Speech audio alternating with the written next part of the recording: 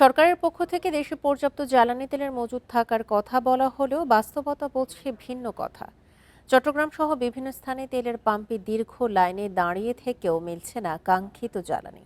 এমন পরিস্থিতিতে তেলের অবৈধ মজুদের পাশাপাশি অভিযোগ উঠেছে জাহাজ থেকে তেল খালাসে গড়িমসি করে কৃত্রিম সংকট তৈরির। বাংলাদেশ পেট্রোলিয়াম কর্পোরেশন বিপিসির হিসাবে চলতি মাসে 8টি জাহাজে প্রায় 2 লাখ টন জ্বালানি তেল আমদানি হয়েছে। পথে রয়েছে আরও 9টি জাহাজ। 200-র বেশি সার্ভিস ও ফিচারে লেনদেনের সব বিকাশ অ্যাপে সম্ভব। সরকারের পক্ষ থেকে জানানো হচ্ছে সরবরাহ স্বাভাবিকের পাশাপাশি জ্বালানি তেলের পর্যাপ্ত মজুদের কথা।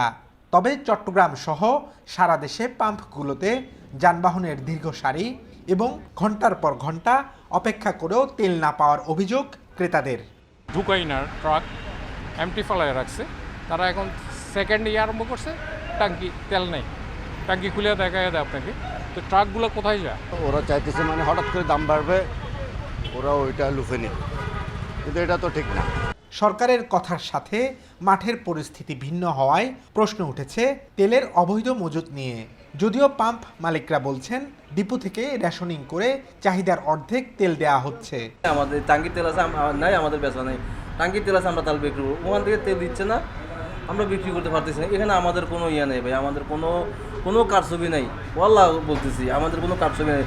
অভিযোগ উঠেছে জাহাজ থেকে তেল খালাসে ধীরগতির, এতে সরবরাহ সংকট তৈরি করে দাম বৃদ্ধির পাঁয়তারা করছেন কিছু আমদানিকারক ও ব্যবসায়ীরা।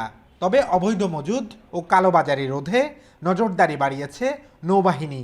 আমরা বন্দর কর্তৃপক্ষ, কোস্টগার্ড এবং অন্যান্য আইন শৃঙ্খলা বাহিনী সহ সংশ্লিষ্ট জানালি সংস্থাসমূহের সাথে সমন্বয় করে কাজ করে যাচ্ছি। জ্বালানিবাহী জাহাজসমূহের নিরাপদ চলাচল, নোঙ্গর করা সহ বন্দরে প্রবেশ ও বহির্গমন নিশ্চিত করা সম্ভব হচ্ছে। দেশে প্রতি বছর 65 থেকে 68 লাখ টন জ্বালানি তেল আমদানি করা হয়। এর মধ্যে 80% পরিশোধিত তেল। Abdullah Rakib, independent news, Chittagong.